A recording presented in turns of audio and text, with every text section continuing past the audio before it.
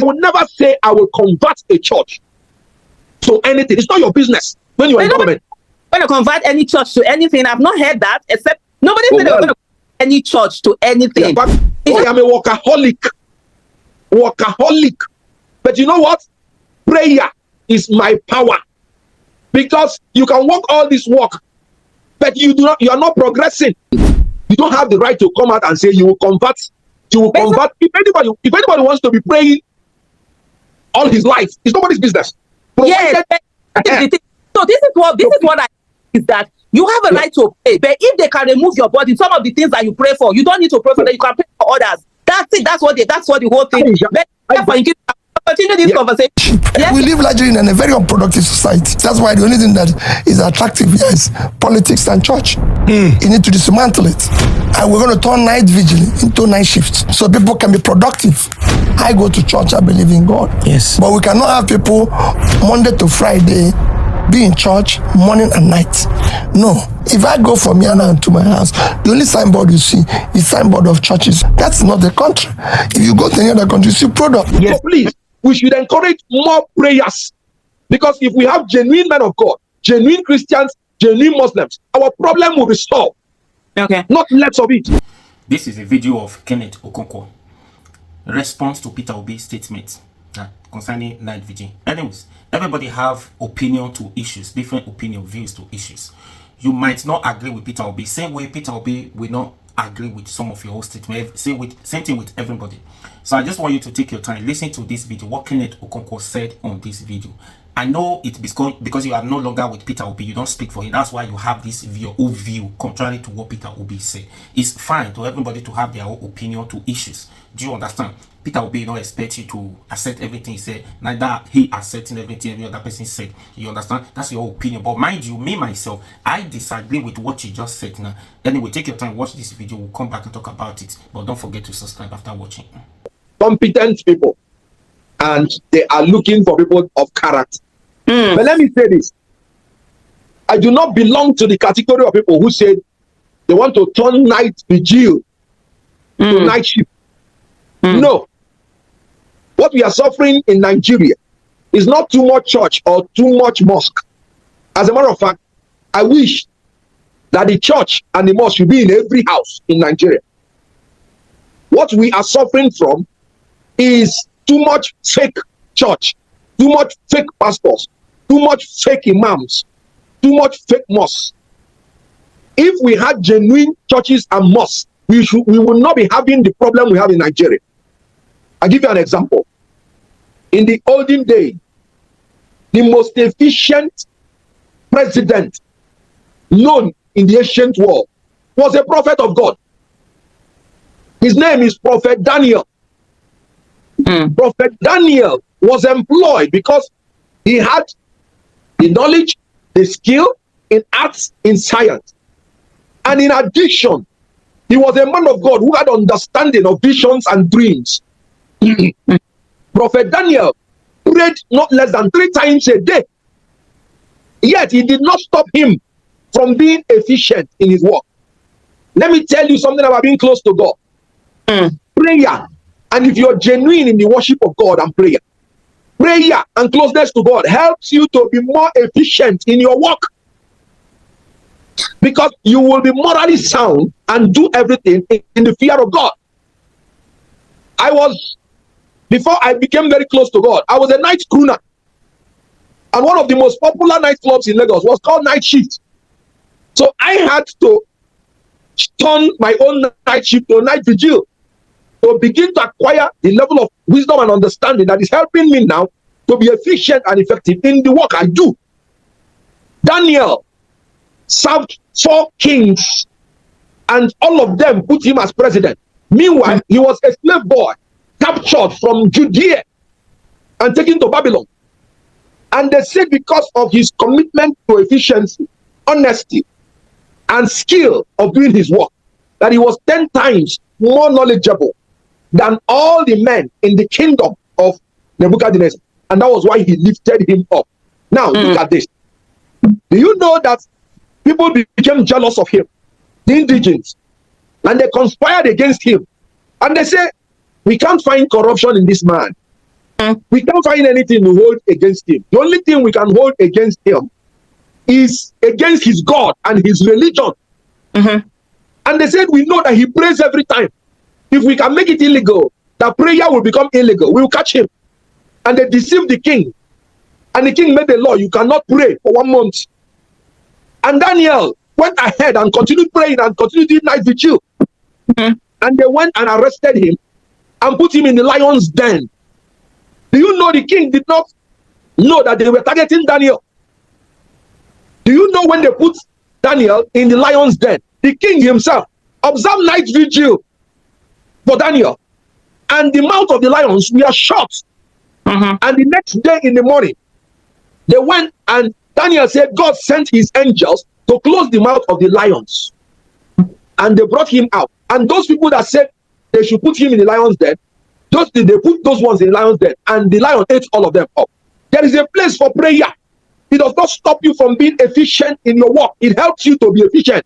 But let me point out, I always point out criminality, immorality, and illegality anywhere it is found, whether in the church or in the mosque.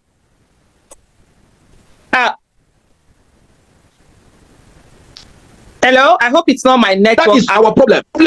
Our problem is hypocrisy, is psychopathy, is corruption, is illegality, it's criminality, and it's incompetence. So please, we should encourage more prayers, because if we have genuine men of God, genuine Christians, genuine Muslims, our problem will be solved. Okay. Not less of it.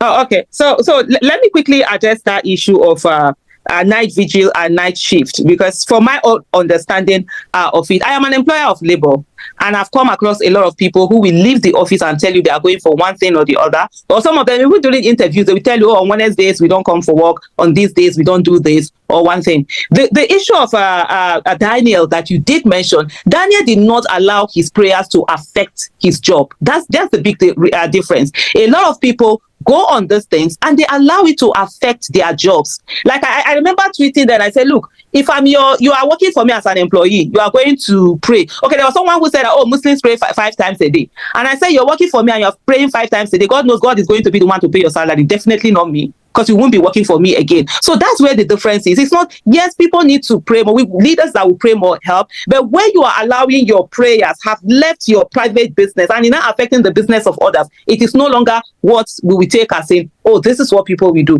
The same thing also when it comes to these churches. You did mention it's we have a lot of fake imams and fake pastors. I totally agree with you on that one. But because of the fact that there is incentive for that fakeness, and that's why you have a lot of these mosques and a lot of these churches all over the place. Everybody wants to get money. I mean, the easiest way to get people's 10% is by opening a church, and you have something there. The easiest way that you have people come and be meeting you to give you sadaqah, give you all sorts of money, is by becoming a malam, having your turban and stuff like that. So that's where the difference is. So if you keep your prayers, your everything private, then it doesn't have to affect the national issue that we have. And that was what Daniel was able to do, in spite of the fact that he was someone who was very religious. But at the same time, he was someone also who was able to make his religion his private issues while he was managing the public interest that he was managing.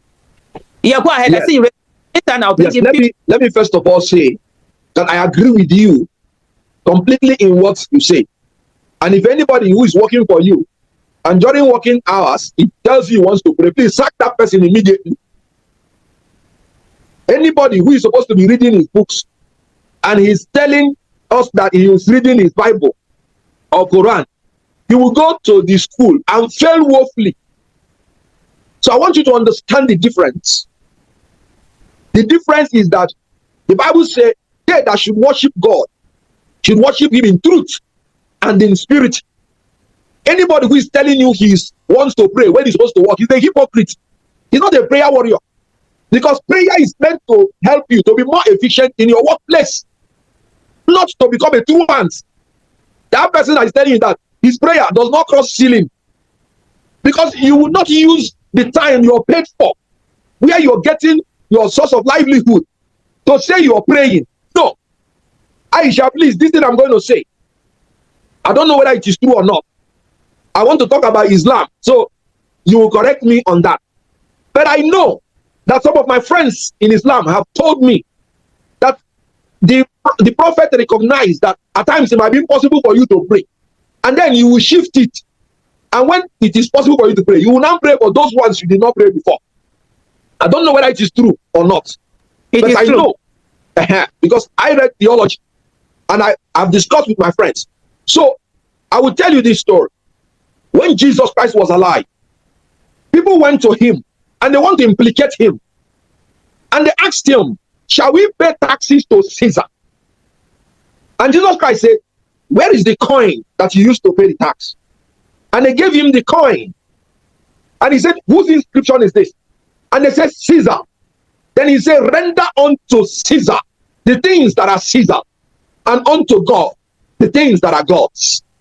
A religious leader is telling you by implication, you must pay your tax to government.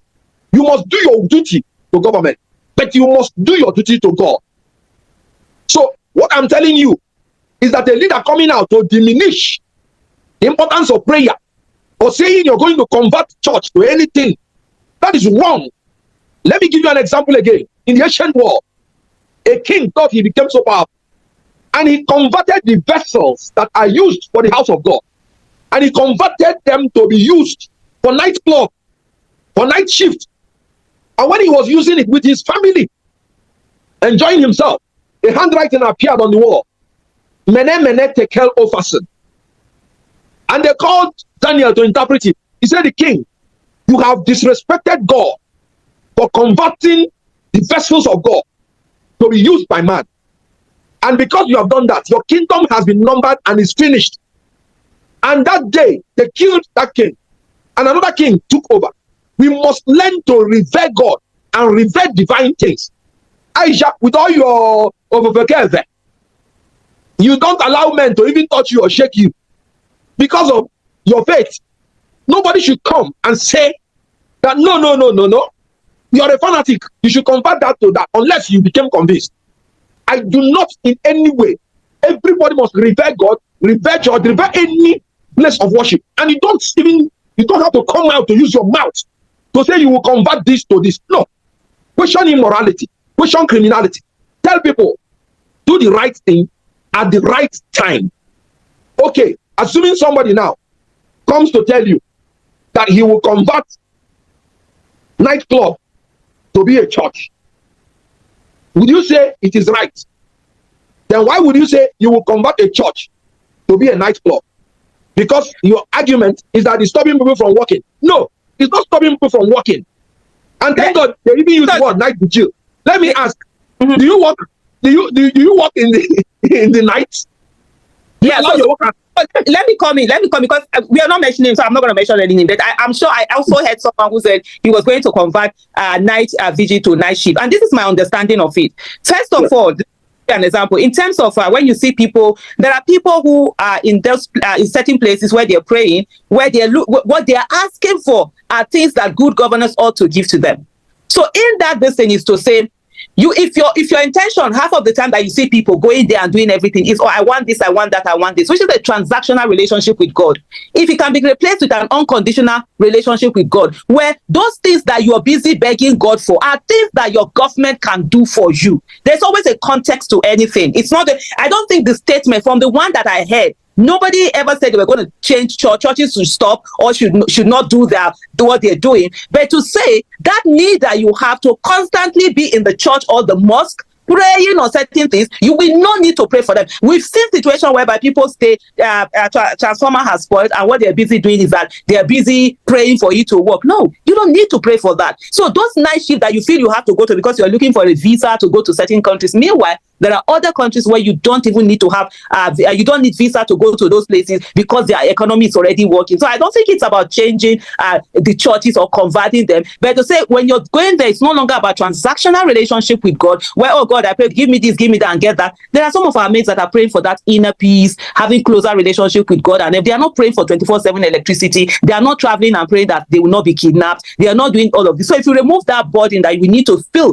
that we have to constantly be in those places praying, that's why for us it's more like showmanship rather than the actual work, like you've rightly put it earlier on. But you will still come, and if you want to add to it, you will add to it. But there are quite a number of people, and I don't want to keep you too long so that we don't get to a place asking you to call. You say we overstayed. I will call on you. Like I said, I told you that there are a lot of fake men of God You have the right to point out, but you don't have any right whatsoever to say anything to diminish the reverence to God and to define things. You don't have the right to come out and say you will convert. You will convert. If anybody wants to be praying all his life, it's nobody's business. Yes. So this is what I is that you have a right to pray, but if they can remove your body, some of the things that you pray for, you don't need to pray for them. You can pray for others. That's it. That's what the whole thing. Continue this conversation. Yes, no. Let me make this last point, my dear. Okay. You know what? Okay. You made one important point. You said there are certain things the government ought to give us. Thank God you know that those people that are praying are not the government. Let me tell you.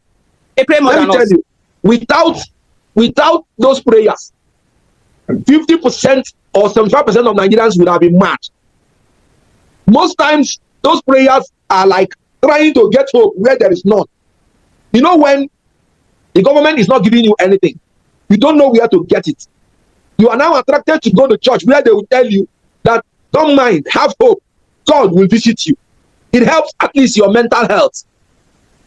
So I agree with you that we should walk. As a matter of fact, I am a workaholic. But you know what? Prayer is my power. Because you can walk all this walk, but you are not progressing. I am not the most hardworking. Do you know in the story of the Daniel I gave to you? They were not the only people that had that skill and that knowledge. But it was favor from God that made them to be chosen. Such favors from God come from those night vigils and those prayers. But hear me again. I am talking about genuine men of God, genuine worship of God. I am not talking about what we have, which is criminality, immorality, illegality in the churches and mosques. I call them out. But I would never say I will convert a church to anything. It's not your business when you are in government. Going to convert any church to anything. I've not heard that, except nobody said they were going to convert any church to anything. Yeah. It's just but anyway, let me go to the just to say that most prayers that we have allow people to abdicate their responsibility. And I know in the Bible it is where they say faith without works is dead. But let me quickly go to faith without work is dead, being alone. Dead. But so anything you do without faith, is a... Yeah, that's the Kenneth Okonkwo. That is his whole stand, his whole view in response to Peter Obi's statement.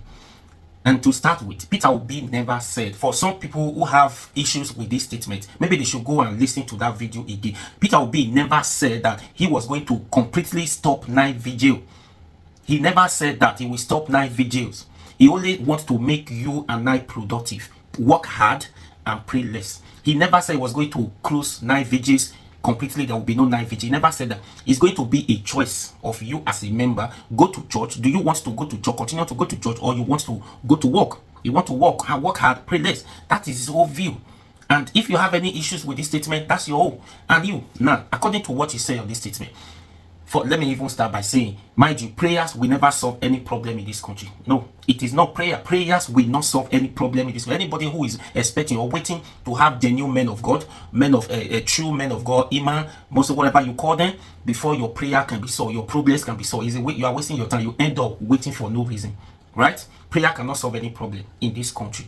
And again, you say that because we do not have true men of God and imam, and the numbers of churches that we have are too much. That is what is producing the fake pastors and fake imam, isn't it? That's what you said. Now, why do we have fake pastors and fake imam? Because there is no job. People are not productive. The easiest way for people to make money is to open a branch, and there's no government regulations, nothing. Just go, as far as you can even know how to read and write your Bible, go and open a church. And now I tell you, in this country, people are opening. It's just like when you buy hire purchase, you buy a vehicle or motorcycle to somebody to be paying you monthly or daily or hire purchase, whichever way. People are opening a church and giving it out. People will be paying the owner. The owner of the church is not a pastor. He will open a branch and put somebody there. The person will be remitting to them. That's what they are doing now. That's a private business. Right? So because of there's no job going on, nothing is going on in this country, gives opportunity to a lot of people to make money by themselves. They are not producing, coming out to say they are pastors, meanwhile they are not true men of God. If there is regulations, the numbers of churches are not too much in this country. If people are productive, there is a reason where for them to go and work. And what a lot of people will want to go and what they will not have time to be doing fake pastors. Sometimes people say don't even like to see people criticizing, talking about that they are fake. They need to do everything, all the format to follow or to make the money. The end game of that is to make money. That's what they are doing. So Peter Obi never said he was going to stop you not to go to church. Neither stop night vigil completely. It will be a choice. Go night vigil. There will be a night jobs, night shift. There will be a production going on where you can decide you want to work or you don't want to work. You want to continue to go to pray. That's what he said. He never said completely. So don't misquote him, and anybody should not misquote him. I see some pastors are against him, have their own contrary opinion to what he said. Why some pastors too, I don't want to mention names, some pastors too are in support of what he said because they say understand what he said. Peter Obi is a detribalized person. He's not a tribal bigot like others. Peter Obi is a well-educated and who have traveled far and wide. So Peter Obi understands. He knows what he's saying. He's not gaslighting. No, he knows what he's saying, and that is the truth fact. Anyways, that's my own opinion. So you disagree with Peter Obi, and I also disagree with you because prayers cannot solve. There's no amount of prayer you pray that solve the problem. And you said because of fake pastors, fake email, fake men of God, what gives opportunity to those people to be fake pastors and fake email? Is it not because the failure of government, no regulation, there's no work, no jobs for them? That's it. So please share this video, and please do me a favor, subscribe now.